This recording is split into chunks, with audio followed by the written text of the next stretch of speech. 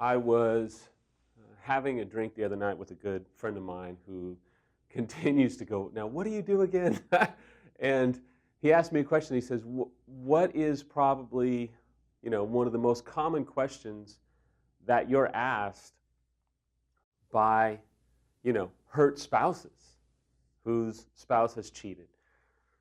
One of the top questions, which I'm going to talk about today, is when is it too much, or better said, how much can I take before I just close the door and I'm done with the marriage or partner?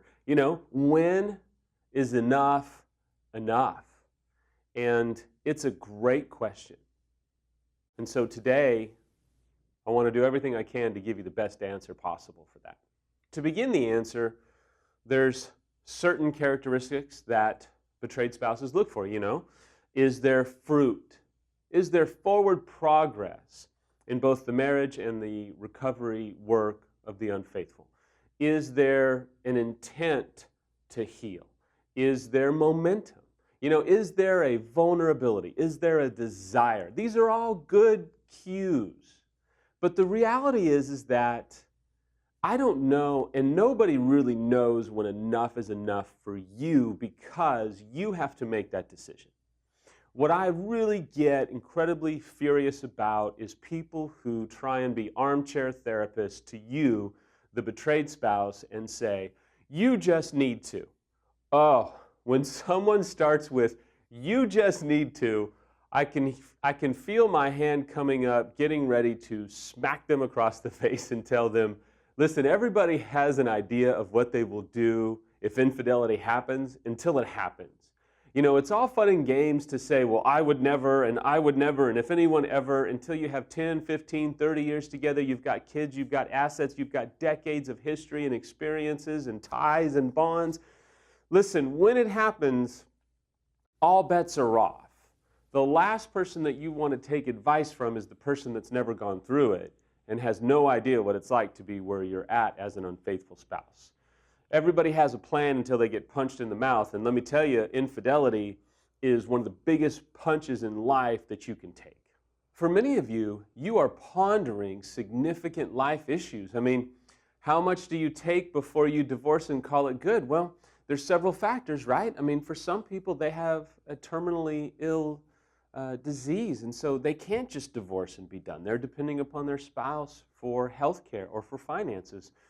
For some, it's, man, we've got these kids, and Samantha would tell you that one of the first things that she said to me when I asked her, what do you want to do? I think it was in 48, 72 hours of disclosure. She said, if we didn't have these kids, I'd just divorce you and we'd go our separate ways. And I about wet my pants as she said that, and then she said, but we've got these kids. And that changes everything. And then she fell apart crying. And so many of you have probably had that same moment, right? If we didn't have these kids, we'd probably be done. And so I don't know. I don't know how much is too much for you. Some of you come from a real strong Christian background. So when you got married, you decided, look, I'm married for life no matter what. I'm not going to shame you for that. I'm not going to whittle away at that. For you, that's kind of a different road. That's a different approach. One of the main things I want to do today is validate the fact that this is your journey. And some people are going to say to you, wow, they've had 2 or 3 affairs. I can't believe you're staying. You're dumb. You're deceived. No, you're walking out your own journey, and that's okay. It's between you and you, or it's between you and God. It's between you and your belief system.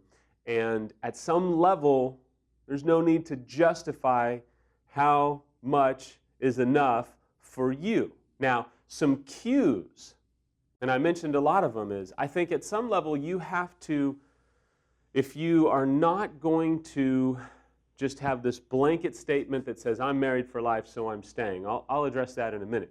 But I think if you're a betrayed spouse, you have to see some forward momentum. You have to see a commitment and a willingness to get expert help and not just check boxes and go through the motions. You have to see a commitment. You essentially have to see some significant fruit. And for some, You may need to see some really strong, good fruit. For others, you're just looking for some fruit, right? And that's okay. Both of you are right. I think what's vital is that the quality of help that you're getting makes all the difference in the world. It is absolutely essential that you withhold any judgment on how much is too much until you've gotten expert help, because you can get lower level help, kind of general help, and feel hopeless and despairing and lost in a sense of we're never going to make it, I might as well be done. However, you may be tripping over some things that can be really remedied very quickly, very efficiently when you get an expert involved to help you stop killing each other because you can't hear each other, because there is no objective expert third party. Remember that. You need an objective expert third party to help bring clarity and insight to your situation. As I said earlier, here's what you cannot do, and I want to appeal to you to not do. If you have decided to be married for life, or if you are just willing to do anything and everything in the face of absolute hypocrisy and unwillingness to stop affairs or addictions and things like that, I want to caution you from becoming a martyr. Some people, they would rather not divorce and just remain a martyr because, and this is going to hurt, it's easier to remain a martyr and remain a victim than to pick up yourself off the floor and pursue new life. So whether you're someone that believes you've married for life, or someone that just refuses to file for divorce, or someone that says, they're going to have to do X, Y, and Z, I just want to appeal to you that we can become blind to abuse. And some of you betrayed spouses have been abused verbally, unfortunately physically, certainly mentally.